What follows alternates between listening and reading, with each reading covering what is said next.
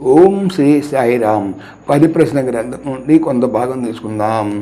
Hislop Ramakrishna Paramahamsa వివేకానందని ఒక పర్యాయం సూచించి అతనిలో మార్పు తీసుకొని వచ్చిందని మీరు చెప్పారు. సాయి: అవును, కానీ అది తాత్కాలికమైన మార్పు. కొంతసేపటికి ఆ ప్రభావం తగ్గిపోయినది. వివేకానందుని దృఢ స్వభావం మరలా తల ఎత్తినది.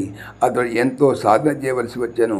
రామకృష్ణ పరమహంస సాధించినది ఏమిటంటే వివేకానందుని అభిరుచిని ప్రాపంచిక విషయముల నుండి ఆధ్యాత్మిక సాధన వైపు మళ్లించటం.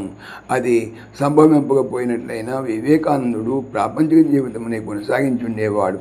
హిస్లాప్ స్పర్శ ద్వారా వివేకానందంలో రామకృష్ణ పరమహంస తీసుకొని వచ్చినప్పటి మార్పు గొప్పది.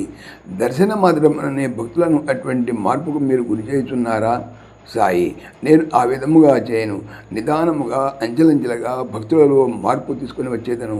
ఆ మార్పు శాశ్వతమైనది.